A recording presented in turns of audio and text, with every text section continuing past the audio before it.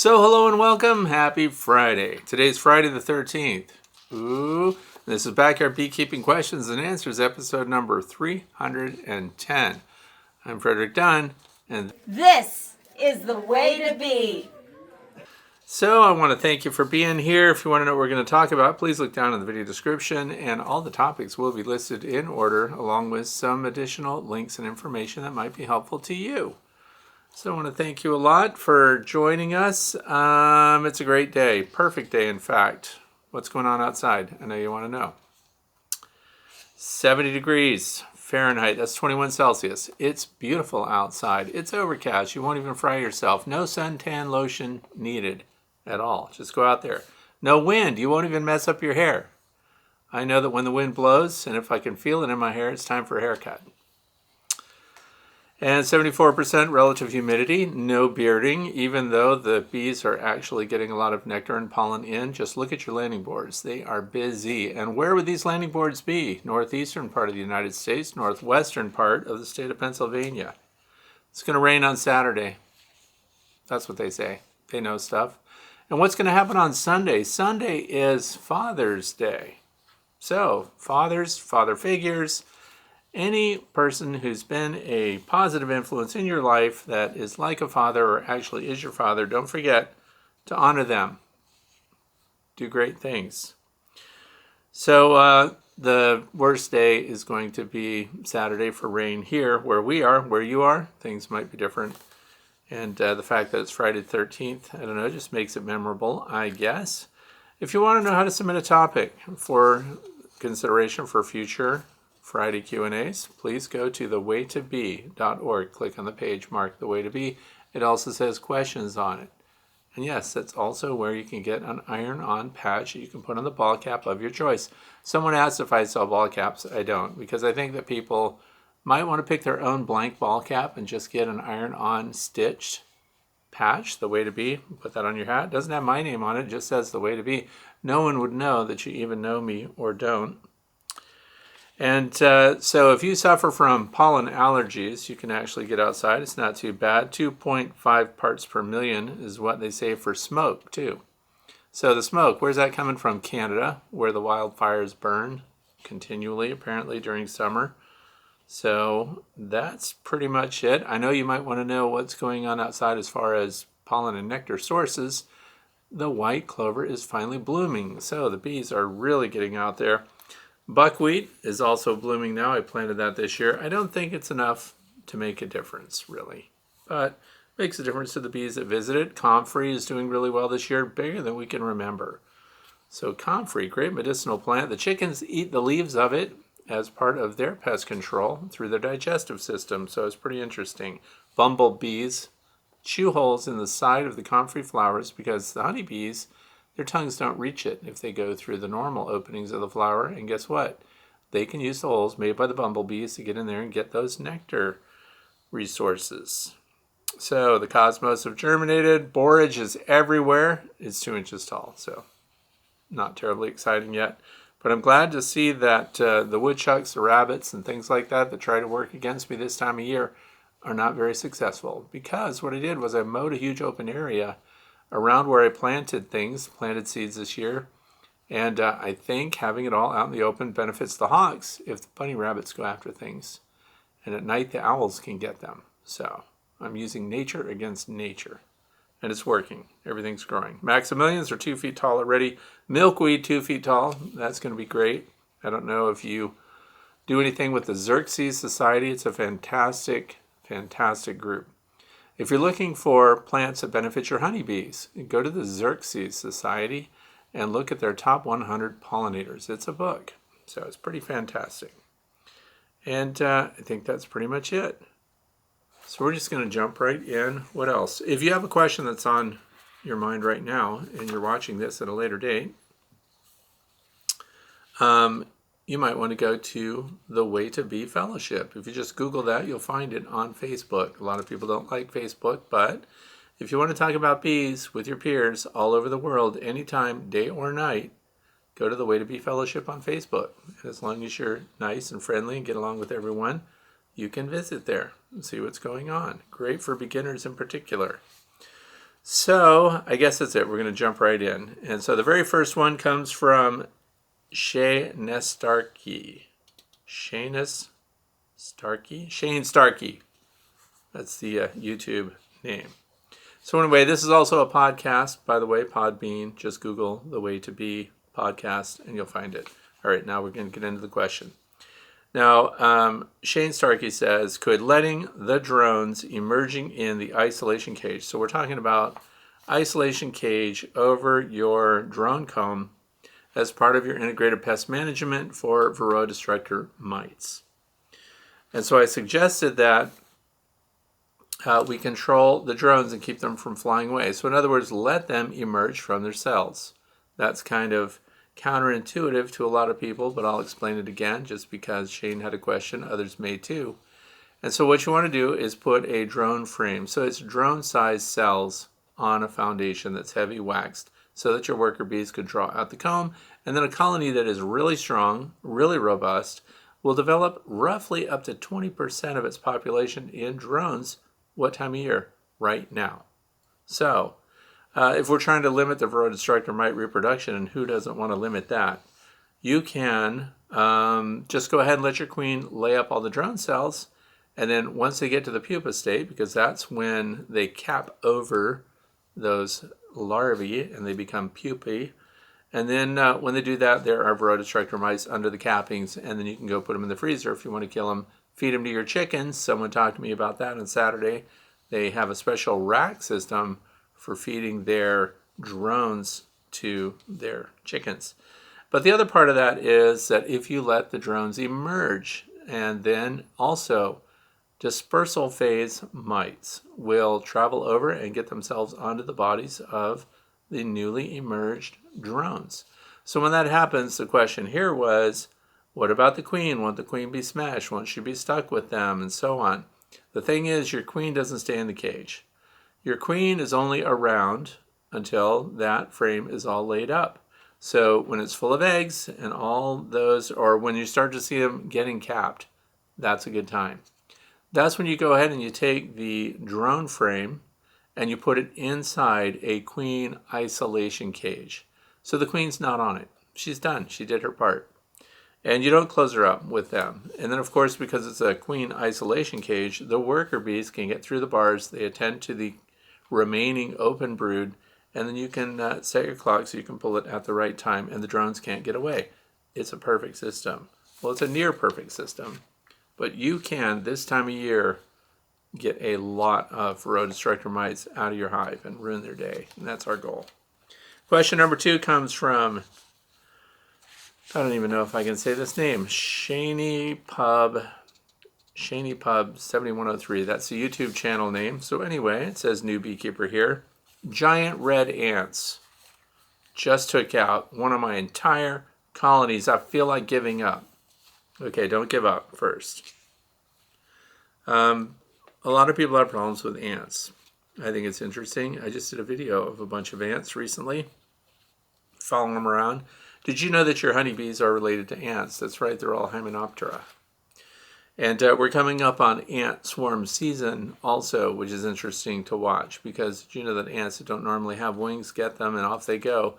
And every queen that flies away becomes another colony. So there are a lot of different varieties of ants. They do go after your bees in some cases. I thought I had ants robbing one of my colonies once, and I thought they were actually stealing bee eggs because they each had an egg and they were walking out of the hive and in single file going right down the leg of the hive. Turned out they were carrying their own eggs because ants can bivouac and move, and they take all their brood with them. It's pretty interesting. So this isn't fun for Shane. So what can you do? Well, hopefully your beehives are not sitting on the ground. I see that quite often. I see that people put their beehives right on contact with the dirt. Well, first of all, mice, rodents, and other things like that will get underneath your beehive.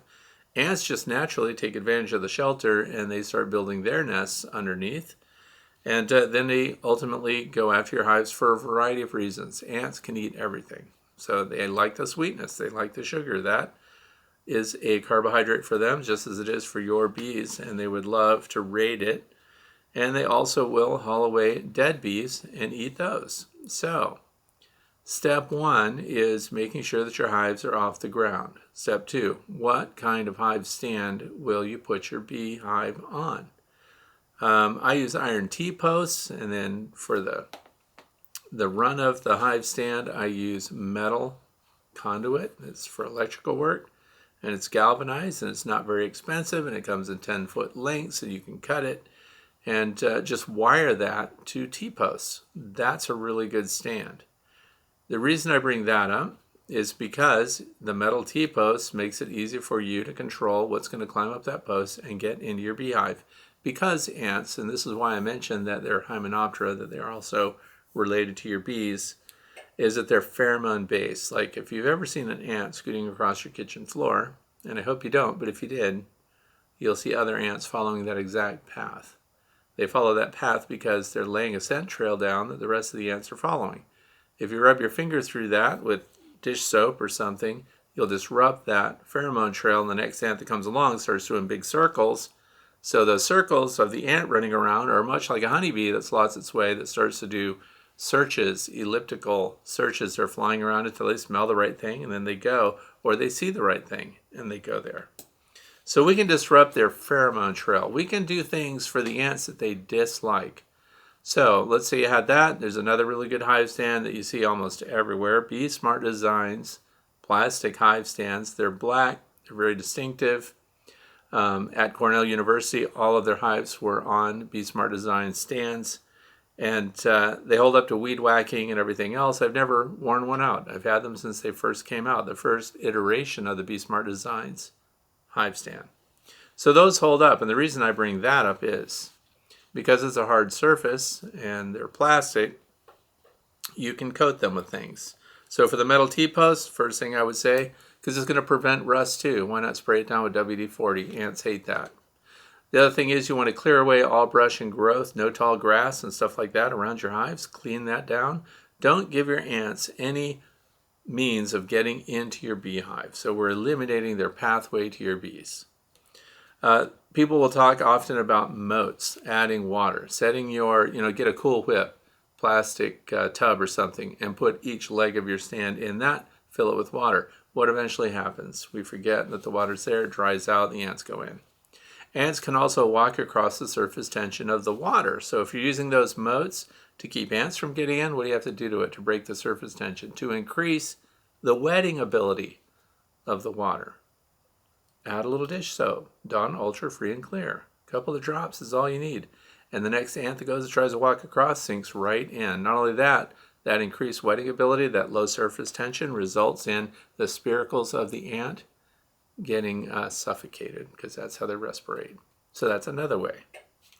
The other thing is if that doesn't work and WD-40 doesn't work on the legs and things like that, or you just don't like it, Vaseline is the next step. Smear a little Vaseline on the surface and ants won't cross it. It's fun to watch. See what ants will cross and what they won't. Go to an anthill somewhere, mess it up, get them all mad. This is on you, by the way. And then if you put a wooden stick, a dowel rod or something like that in the middle of it, the ants will all crawl straight up it and go after your hands. And I recommend you don't let them get that far. But so what you can do is now we have a test opportunity. We can do different things. So spray the wood a little bit with WD-40. Oil, by the way, is a good wood preservative. But so spritz that with WD-40, see what happens. Will the ants climb up that again? In fact, do it halfway up so the ants can get started and then see them stop when they immediately encounter WD-40.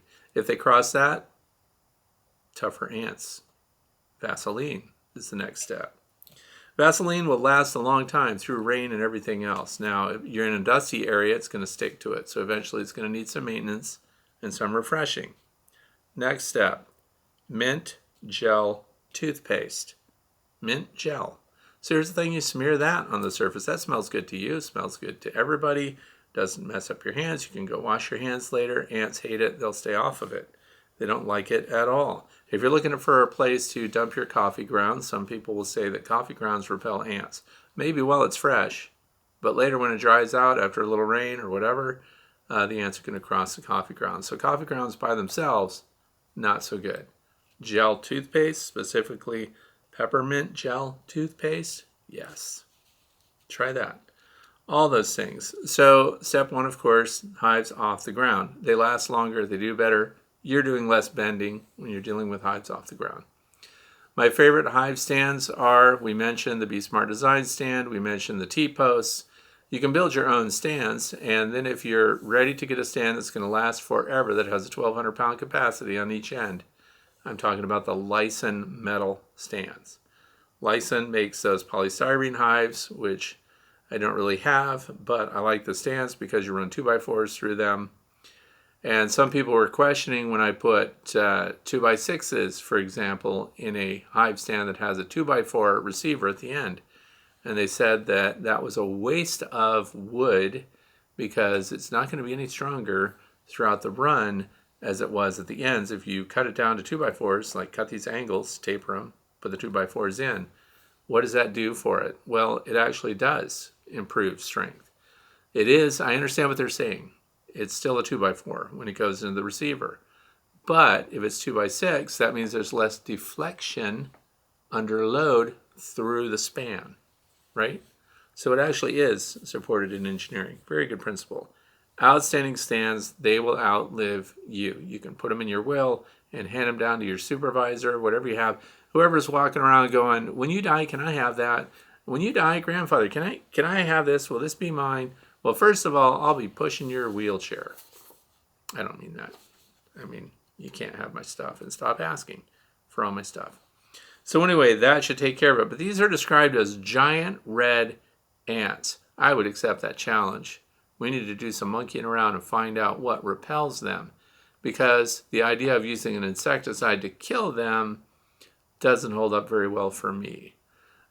Insecticides not good around your honeybees, and the argument will be that your honeybees aren't on the ground around your hive. But let's not take a chance. Let's not do that. And some people will say diatomaceous earth. Do that. It's called DE. You often see that. There are freshwater diatoms. There's food grade diatomaceous earth. I have a big bag of it. And goes a long way, but it isn't very effective as something needed to kill ants. The way that it works and the way it needs to dry them out, it's pretty well defeated with the rain, and you have to constantly refresh it. And so I don't recommend diatomaceous earth for that.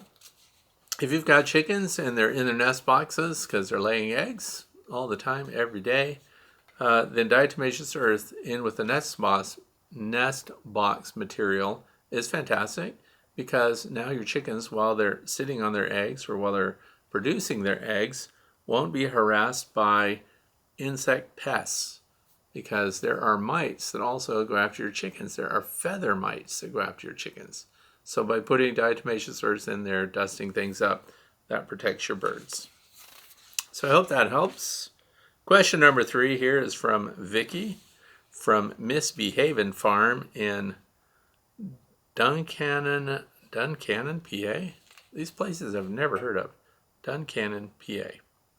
I heard that due to the antibacterial properties of honey, that you shouldn't have honey, say from washing buckets and extracting equipment, go into your septic system. Is this true? And this is interesting to me because on the face of it, I thought, yeah, honey, it's not going to do anything to your septic system. By the way, I have a septic system here. We are on a well where I live. I designed all of this myself, got it approved by the Department of Health in our county. So I do think about what goes into the septic system. And because we need enzymes and microbes in there that break down waste.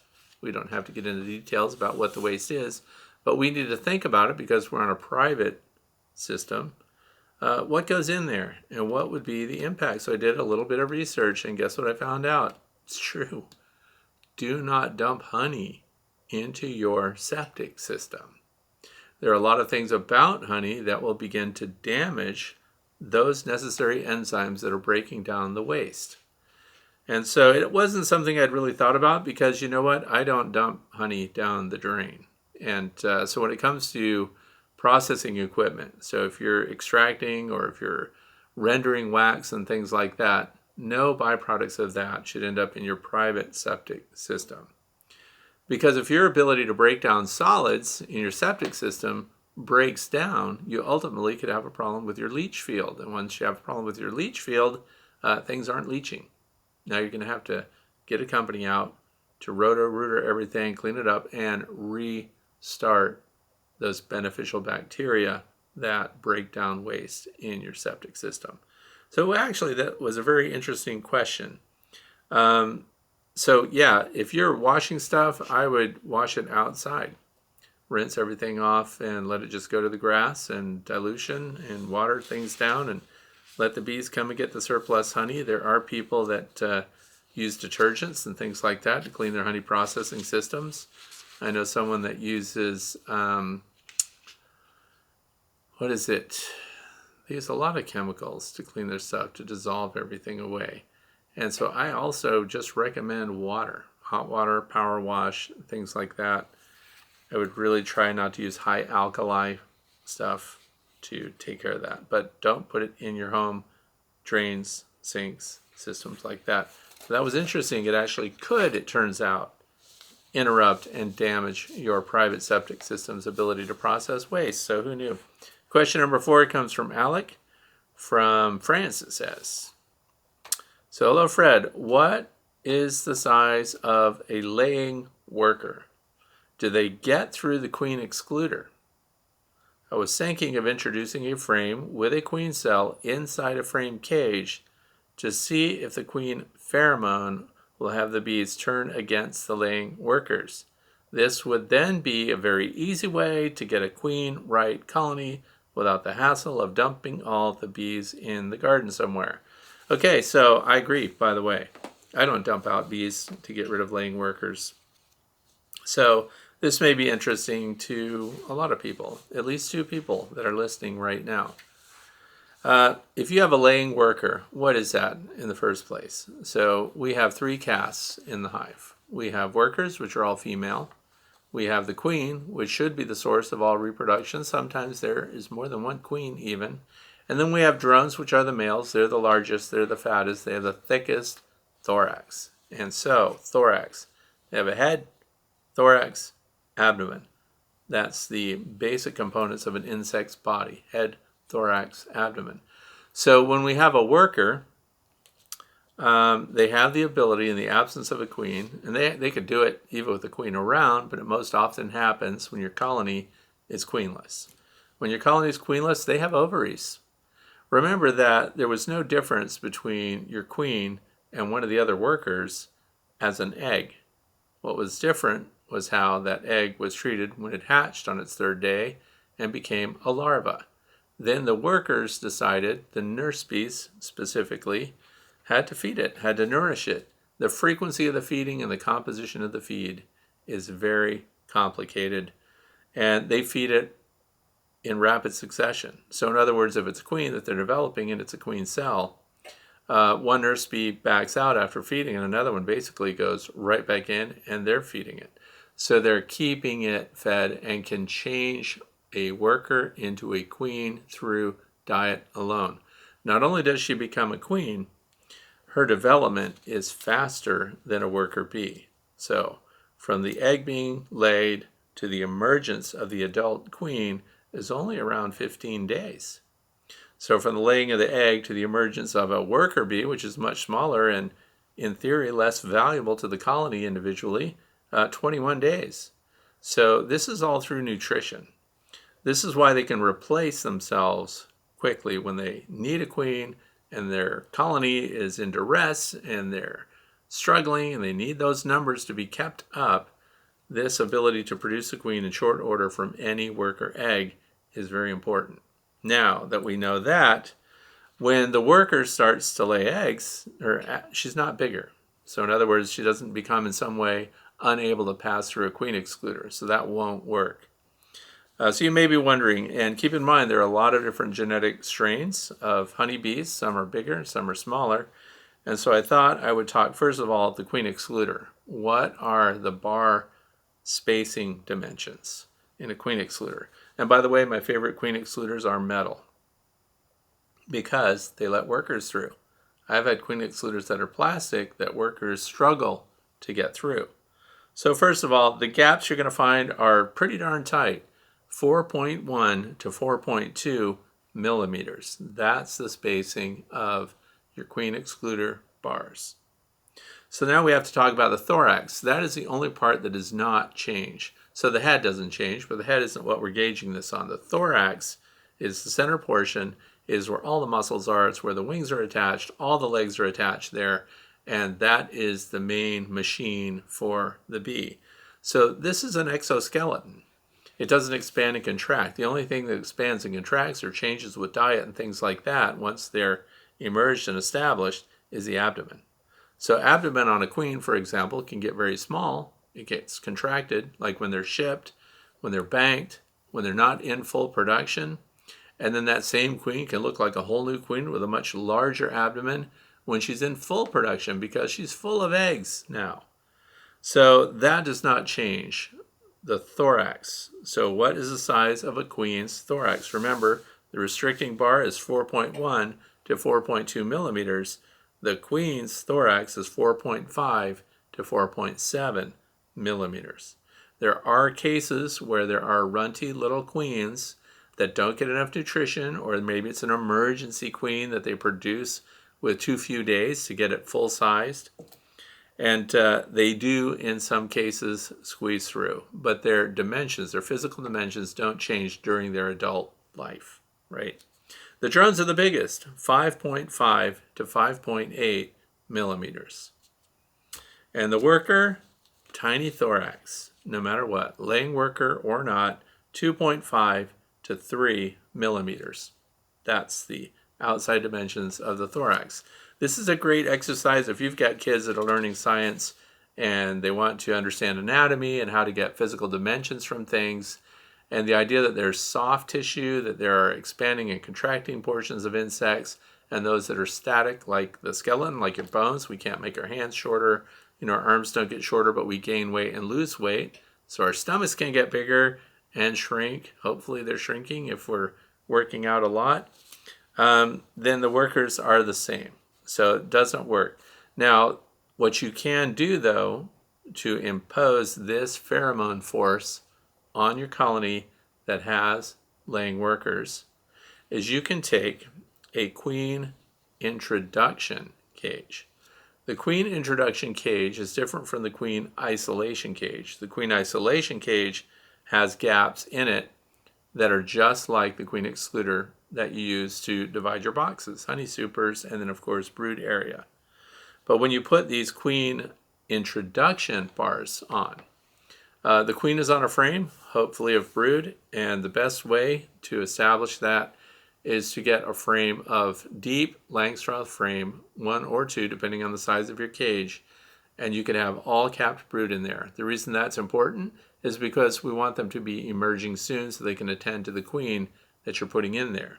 Queen introduction. So you put the queen on that frame of capped brood with no workers. Put it inside the queen introduction cage, which you can get from Better Bee. There may be other places. Better Bee is the one I know of. And then once you put them in there and the queen is safe in the field and you put the lid on, you put that inside, then now what we've done is we've established that there's a queen there and her pheromone begins to spread. The workers that reject that queen try to sting her, try to bite her, and kill her. That's the potential. And then those workers that are laying workers, they don't want her there either. You would think they would want her to be there because all the laying workers are doing is producing drones, males. So the colony is going to dwindle until it just dies out completely. So the workers may, because remember they're all older now, they don't have replacements, there aren't young nurse bees in there. So we're counting on them reactivating their ability to feed brood. They are feeding some drone brood because you've got laying workers, but it's not in the quantity that you would have when we have a fully healthy hive that's queen right with everything going right. So what they'll do is they'll feed the queen through that bar system. And then so through direct contact, those that feed her will be getting her pheromone and spreading that through physical contact through the rest of the hive. Also, as those bees start to emerge from those capped pupa cells, those workers come out, they're nurse bees, they also get fed and nourished through the cage from other bees that are resident to the colony. Now, how will you know when you can let them out and it's safe? Well, the feeding is going to continue, but what you're going to be looking for in about 4 or 5 days after putting them in is you're going to look for eggs outside of the cage. So if there are no more eggs, no more laying workers are in production. It means they've stopped. They've arrested their production of eggs. And now we can open the top, pull the frame out with the brood and that new queen, and she can just go her happy way and start laying eggs all over the colony. So if you're 3 or 4 days inside, because what she will start to do, it's not lost, because the bees that emerge from those cells, those nurse bees, the queen can turn around and lay eggs in there. So she can be in production in that queen introduction cage. If you just spend a lot of money on a queen of a very specific genetic line, you don't want them, you don't even want to take a chance that they're going to eat them. I recommend anyone who's handling their bees in that way use that queen introduction cage from betterbee.com. Tell them I sent you, pay the same as everyone else. So I hope that helps with that. Now, there's another way. Let's say you don't want to buy a cage. You don't want more stuff. You just want to push these bees around and get those laying workers to stop laying. You can also combine colonies. So we have a laying worker colony. By the time you discover that, we know you haven't been in there for 21 days, because that's how long it takes for that to happen. So they've been queenless 21 days on average by the time a laying worker starts laying. And so when they're doing that, you've got an unsettled colony of bees. You open it up and they are not happy. They're spread out everywhere. They make a noise. There's a little whir or a roar that happens when you open the colony. It's time to investigate. So anyway, you can combine the weaker colony right on top of a stronger established colony that could just use a boost. Now, there are a lot of ways to do this. You can use the queen excluder, put that on the existing colony. The reason you're putting the queen excluder in is we know we've just got laying workers. We don't have a queen up there. We want to clean all the bees out of that box, because you're not going to want to leave that box on your hive that you're combining them to. So queen excluder, put the box with the laying workers on top of the existing colony that's strong. And you can have honey. If you've got a honey super already on, it would go above that. So the ones that we're blending, honey super on top of that. And then what happens is they finish emerging up there. The bees that are on the bottom of that are in brood production, that's where your queen is, by the way, of the existing strong colony that's queen right. The workers can pass through that queen excluder and they can attend to business up there. When all the broods emerged and they're gone and they start laying things up, you can just go ahead and pull that box out completely and then just put them back to normal.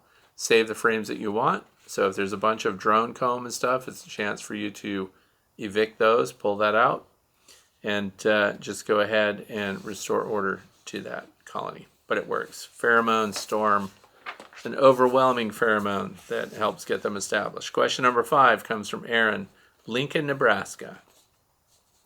What are your thoughts on filling the top vents of the Apimaye hives with silicone and using either Reflectex or closed cell spray insulation to insulate the lid better? They're pretty handy and can make some sort of mold. Then there's no venting and the top lid is insulated better, which I think is the only downside to Apimaye hives. Okay, if you've got Reflectex, if you've got double bubble or single bubble, it really doesn't matter. We're talking about Apimaye hives. If you've never heard of it, they are a plastic insulated hive that has a lot of really handy features. It also has insulated sidewalls, insulated cover, and a very well-designed feeder system that allows you to feed solid or liquid. And with the new combo that comes for the wooden hives, that means the Apimaye plastic feeder system goes on top of an established wooden hive. Then you have the ability to feed solid and liquid at the same time. They're the only ones that have a feeder I know of that does that. So you could have a pollen patty in the center while you're kicking off a colony that's new or small, and you can have syrup on the sides and feed those at the exact same time. The drawback that we're talking about, don't have one here because of course I'm using them right now. But the drawback is that around the perimeter of the feeders, there are little holes, vent holes, because as a manufacturer, they are trying to make what every beekeeper wants. So there are beekeepers that, regardless of science and best practices, wherever they are, still want venting, and they want to take that control away from the bees. To the point where once the bees are sealing up holes and propolizing screen and everything else, they take heat and they clean it up again to make sure they have the venting that the bees are struggling so hard to close up. So I agree. I would like it if they had no vent holes around them or through the candy section, but this is what we have.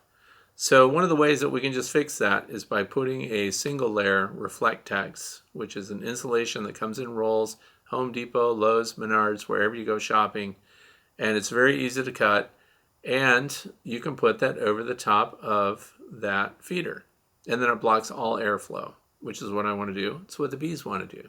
So now if you live somewhere and your bees are not sealing things up and they want the airflow and they're demonstrating that consistently, then now you have the option. You can leave it. You don't have to close it up.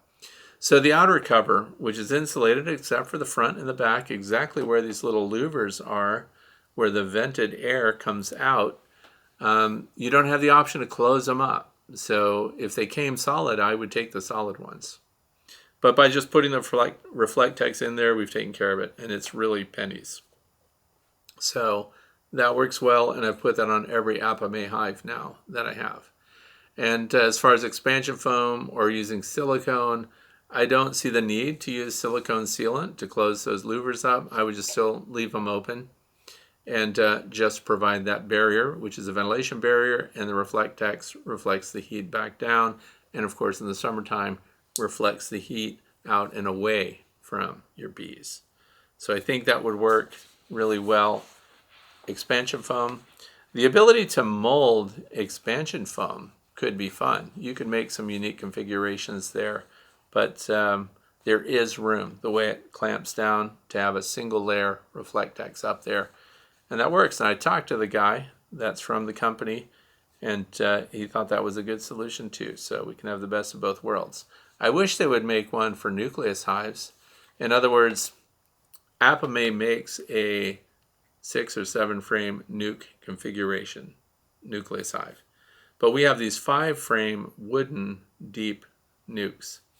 And I would like to have the Apimaye, they make the feeders for a single nucleus hive that are compatible with the 5 frame wooden box. The thing is, the feeder is compatible, but it has a little 1/8 inch edge around it, and there's no roof for that. So I have to custom build a roof for that. But if they made one, I'd have one, and then I could just put that on the woodenware. So if anybody's listening and I want a dream sheet accomplished for Father's Day, even though nobody owes me anything, that would be cool. But the modifications are simple to do, easy to do, and it's a good system. A system, by the way, full disclosure, I did not like Apimaye hives when they first came out. Every time I saw one, I saw a video about it. I didn't like the look of it. It looks like a play school play set in somebody's yard. It doesn't look right as a beehive. Cayman Reynolds was putting one together. Everyone was putting them together, and I just thought, oh my gosh, just use wood. Why are you doing that? Until I saw the way the feeder systems work in general, and let me explain how they won me over. This is not an ad for them. I get nothing. I have no affiliation. I get no kickbacks or anything for mentioning Apimaye. But the way their hive bodies go together, they're only compatible with other Apimaye equipment. So the hive bodies, because they overlay the lower box and they clamp together, there are some knockoffs out there that are conspicuous when you see them. The knockoffs of the Apimaye are not as heavy built. They don't have the metal plates on the inside where you've got the handles and the locking clasps. There are stainless steel bolts that go through, and there's a plate that receives that on the inside. So when you're lifting a heavy hive full of honey, it is pulling against a plate on the inside, where some of the knockoffs that I've seen at different expos and different conferences, there's no interior metal plate to receive it, and so it is much weaker. Now, I don't know if any of you own those, because I didn't buy one, clearly, but they didn't look like they would hold up as much. The other thing was I naturally kind of rejected it because it was literally a knockoff of the Apame design. So I really like that they all go together. Where I live, I have heavy weather. We have storms that come through here that are 60 plus miles per hour with 20-degree weather in Fahrenheit. And it can be even colder than that. We had a actual blizzard last year. Now, the hives I don't worry about coming apart are the Apame hives, because once they're clamped down and clamped together, if that whole thing managed to blow right off a stand, which none of them ever have, once it did, it would still be together. It would not come apart. If you've got rascally raccoons trying to pull things apart and fiddle with their little fiddly fingers, they can't get them open. They can't get into them. Bears, I suppose, if they really worked it for a long time, could get one open. But it is even what I would call bear resistant, and I'm in the middle of black bear country. So there are a lot of advantages to it. It's tough stuff. So they won me over through the years. Now I was slow to the game, so I don't want to say I was one of the early people that looked at it and said, wow, that's viable, that's great, that's fantastic. It is plastic. So I get pushback from viewers that don't like the idea that I would promote anything plastic. But there's part of that too. Let's do the logic of that. By the way, if you don't know, we're in the fluff section now. We had a short Q&A today. So when it comes to plastics, I need to talk about that, because the justification for using plastic, this is, some people just won't even listen to it, won't hear it. It's kind of like shouting at somebody about plastic is bad and slamming the door so they can't be in a discussion about it. So the option is wood. Have you seen the prices of wood lately, by the way? Way up. Bees would naturally occupy wood. We could say that. So it's a natural material. It is a renewable material to some degree. But I noticed that there's a bunch of supply shifts when it comes to lumber. And the other thing is, lumber has a usable life expectancy, right? So eventually, who doesn't have, if they're a beekeeper, a bunch of old woodenware sitting around that is no longer suited for the bees? And we can take our deep brood boxes that are made out of wood, and we can cut the top and the bottom off of them, reestablish a rabbet joint with a router, and we can put them back in service. So we can get some extra years out of them, but they require preservative. They definitely require maintenance and care. Now with the Apame boxes, or if you've got another, plastic that's durable, we don't know the extent yet of how long they're going to last. Now there will be ultimately a time when it can't be used. So we have to think about, it's going to go to landfill or something. It's definitely, I don't care what emblems are on it, it's not going to be recycled. The recycleries are so specific and so picky that even stuff that's labeled for recycling often never makes it. If it's got anything left in it, any part of a label on it, they just discard the whole load, by the way, the whole bag. So recycling is touch and go too. But I think we're going to get a lot more longevity out of a hive like an Apame than we do the woodenware. And it does start to look a little oxidized, so the colors fade a little bit. And so again, I'm talking to the owner about it. How long will these things last? So they don't know. If we were Consumer Reports, we would take these things out and we would artificially accelerate their degradation in sunlight, ultraviolet light. And then we would forecast how long this would last before it becomes unusable. So we don't know how long they're going to last. But I know that I don't have to buy wood and make new ones, and I know that I have a lot less concerns about them shifting, falling apart in storms, weather conditions, pests, predators, things like that.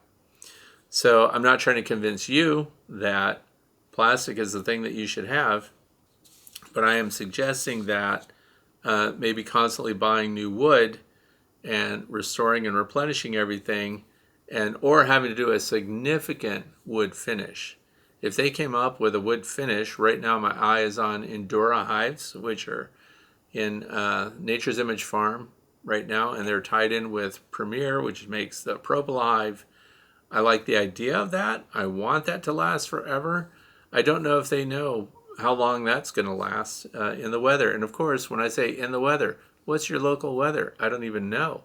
So different extremes, different environments. One of the reasons that my test yard, my apiary, is a good yard for finding out how durable things are is because we get summer heat, we get very distinctive storm systems that come through here, and we get challenges through winter, very extended winters.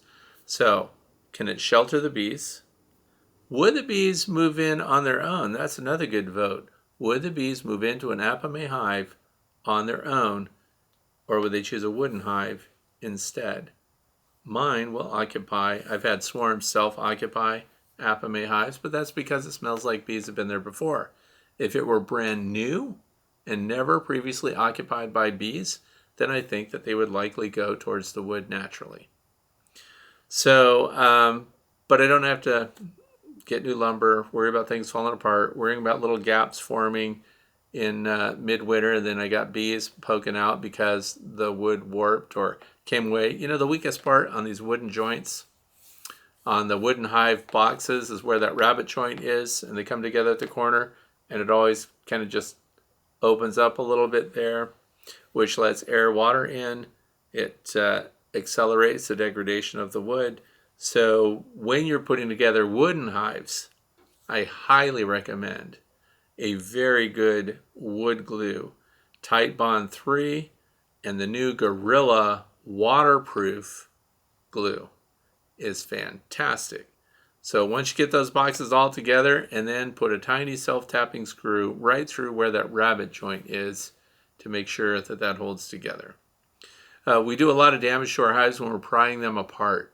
So we've got to get the boxes, the upper box off. They're propylizing it, which is exactly what they need to do. So the bees have glued that up.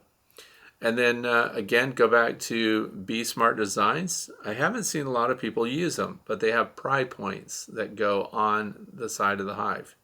And so the bottom has a piece that goes on it, the top has a piece that goes on it. So when you put your hive tool in there, you pry your boxes apart, and you're not damaging your woodenware. So that is sold at a lot of different suppliers. So those are the Bee Smart Designs pry points.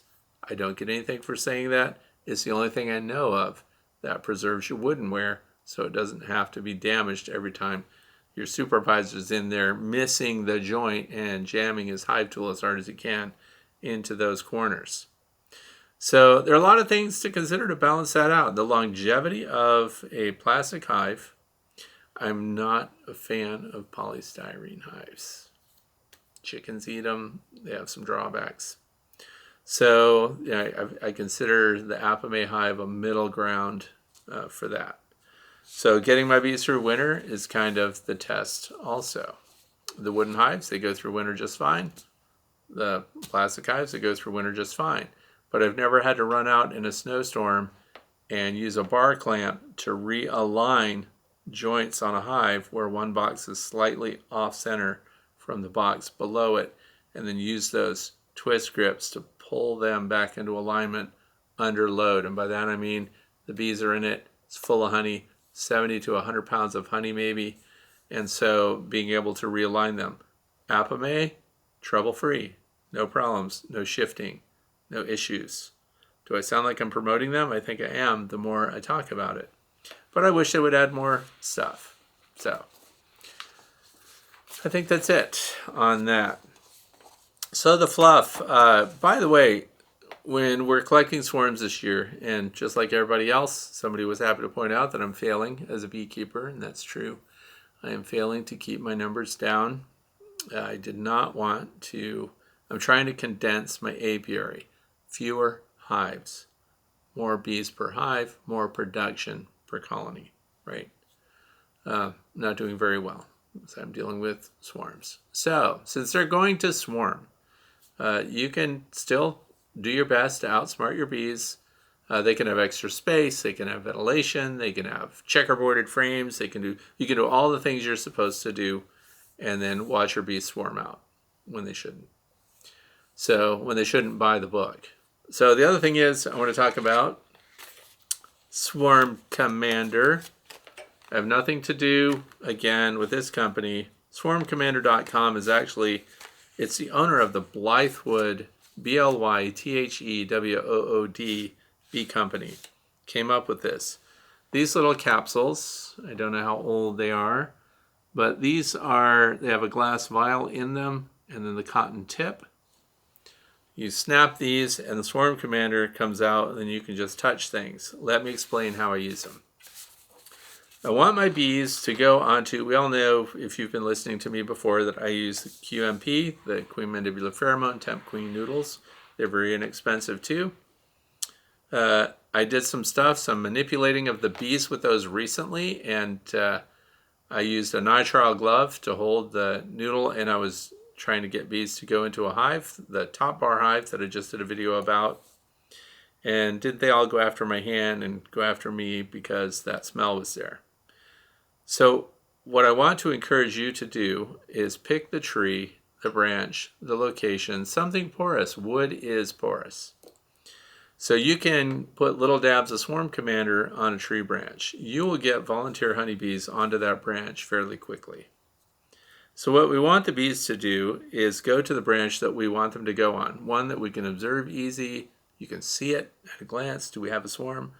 And then also that you can access it so that it's time to collect the bees off of that. So you can shake the bees that collect on the branch. And they're constantly reinforcing the pheromone, and in some cases they're even adding beeswax. They're starting to build honeycomb on the branches. So the Swarm Commander works really well in getting them to do that. There's another way to use it, because they also recently had a swarm of bees that I was trying to get them to move into the opposite end of my top bar hive that I just set up. Everything's brand new. It smells like it's just been milled. You know, the woodwork it smells like sawdust. I mean, so it's not necessarily appealing to the bees yet. So I had a swarm in a net and I put it against the entrance because it's a 2-colony top bar hive. And so they wouldn't go in. In fact, the bees plugged the entrance and wouldn't even let other bees go and check it out.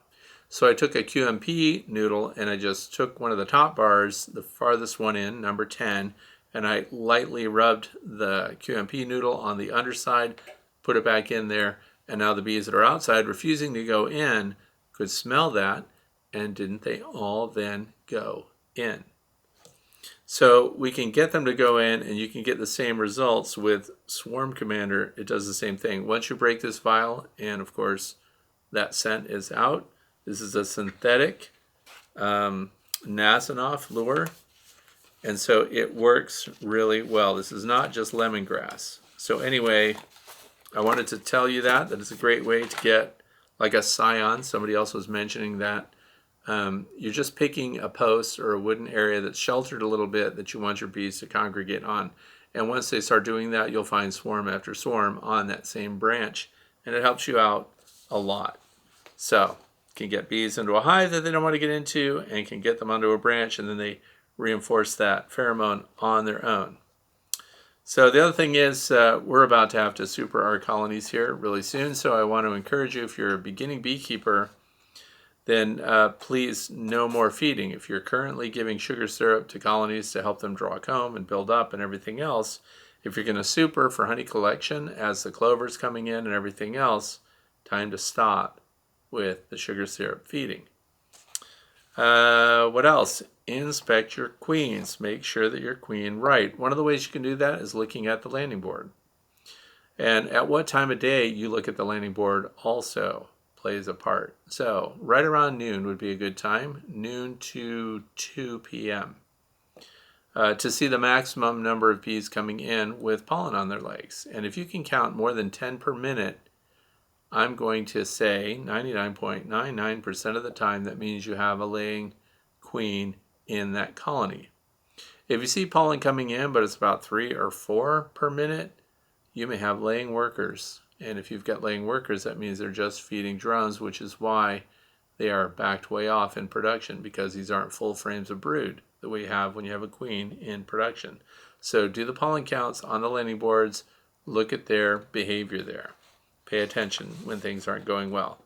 If you want to look at the top bar hive that we just started, I posted the video yesterday, and so you'll be able to see how we put it together. It comes mostly assembled from a company called Be Mindful, and so we're testing that out. We don't know. I've never had a top bar hive go through winter. I have friends that try top bar hives here where I live, and I have friends that have kept bees for a very long time, went to workshops in Vermont, came back, never got their bees to survive a winter. So we're going to see. We're just going to see how that happens. If you want to follow along on that, I started a playlist called Top Bar Hives, or Horizontal Hives. So that would include the horizontals. Long Langstroth and Layens hives are included in that. Ivory Bee is also another horizontal hive that's in that collection. So anyway, oh yes, and last Saturday, I want to give a shout out to the Lorain County Beekeepers Association.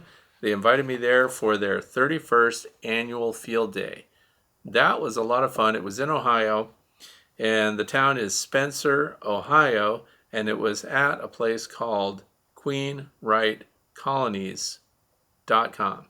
If you go to that website and look at it, it's in the middle of Amish country, and I went there to give a presentation, but it was fantastic and really unexpected.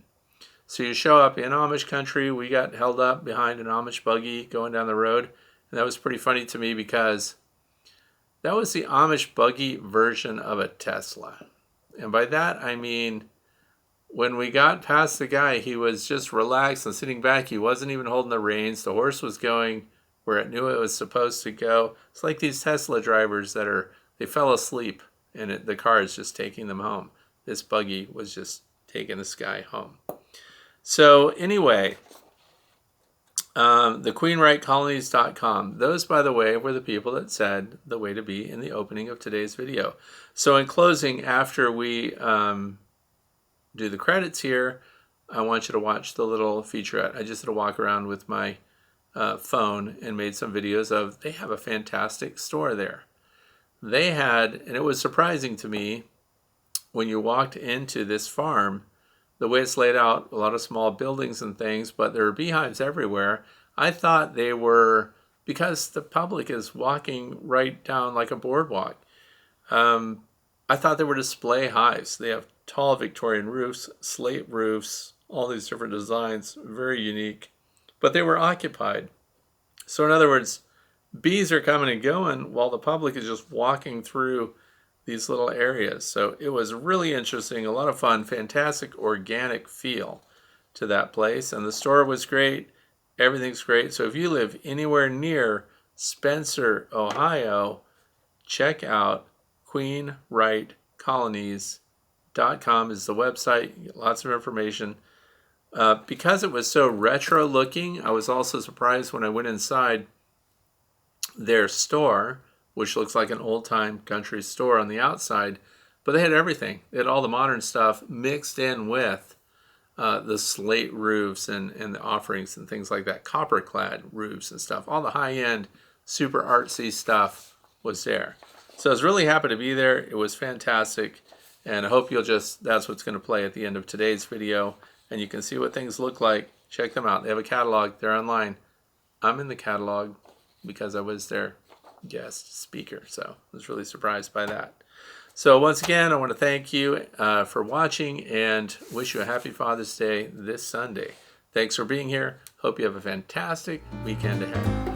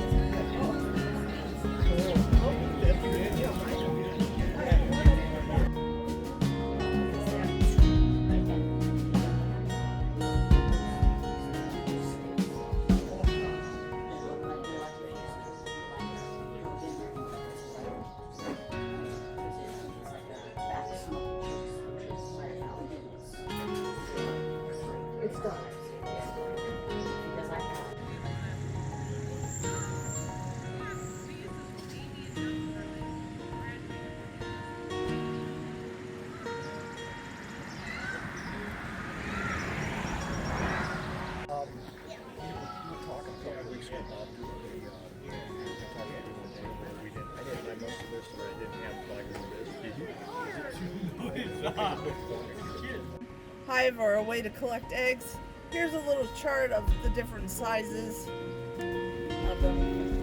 That's cool. You're welcome to take some paper there and make nests for bumblebees and these bees and leaf cutters.